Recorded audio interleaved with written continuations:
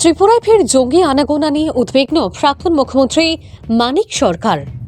দীর্ঘদিন ধরে শান্ত থাকা ত্রিপুরার রাজ্যে নতুন করে উগ্রবাদীদের আনাগোনা বাড়ছে ও জঙ্গিরা রাজ্যে মাথাচাড়া দেওয়ার চেষ্টা করছে, এই অভিযোগ করে উদ্বেগ প্রকাশ করলেন ত্রিপুরার রাজ্যের প্রাক্তন মুখ্যমন্ত্রী মানিক সরকার।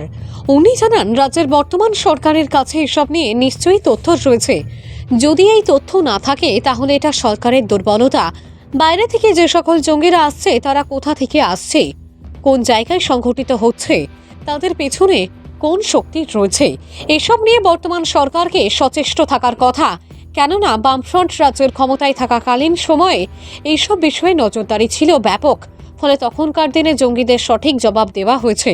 পাশাপাশি জঙ্গিদের সঙ্গে মতাদর্শগত লড়াই যেমন চালিয়ে যাওয়া হয়, তেমনি তাদের বিভিন্ন সমস্যার বিষয়ে রাজ্য সরকার কথা শুনত এবং তাদের সমস্যা সমাধানের জন্য উদ্যোগ গ্রহণ করা হতো।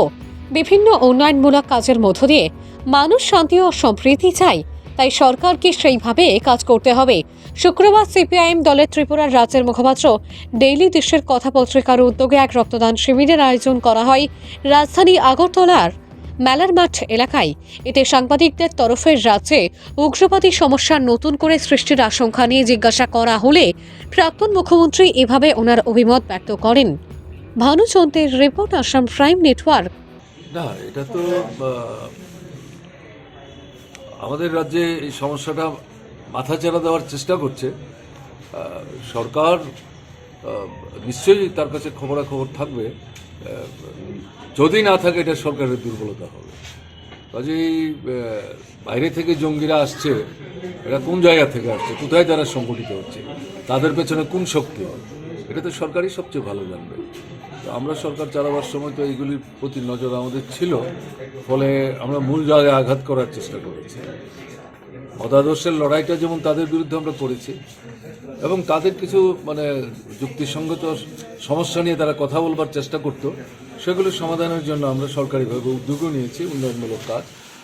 এবং তারা যে সীমান্ত অতিক্রম করে রাজ্যের ভেতর ঢুকে গোলমাল বাঁধাবার চেষ্টা করতেন, সেই সীমান্ত খুব দৃঢ়ভাবে সুরক্ষিত করে বিএসএফ, সিআরপিএফ, আমাদের টিএসআর তাদেরকে সমন্বিতভাবে উদ্যোগ গ্রহণ করার জন্য আমরা বলতাম, এবং সেখানে তাদের স্বাধীনতা ছিল। তো এগুলো যদি সরকার গ্রহণ না করে তাহলে সমস্যা বাড়বে, এবং এই জায়গায় সরকারকে ভূমিকা গ্রহণ করতে হবে। জনগণ শান্তি চায়, তারা সন্ত্রাস চায় না, তারা সম্প্রীতি চায়। আমরা দেখেছি এটা চাই বলেই মানুষের বড় অংশ সরকার থেকে উদ্যোগ নিয়ে যখন রাজনৈতিক, প্রশাসনিক এবং সাংগঠনিক ভূমিকা নিয়ে এটাকে মোকাবেলা করার চেষ্টা করছে, ত্রিপুরা রাজ্যের অধিকাংশ অংশের মানুষ একটা ছোট্ট অংশকে বাদ দিলে পর তারা সেখানে কার্যকরী ভূমিকা নিয়েছে। আমাদের রাজ্য সরকারকে সেই ভূমিকা গ্রহণ করতে হবে।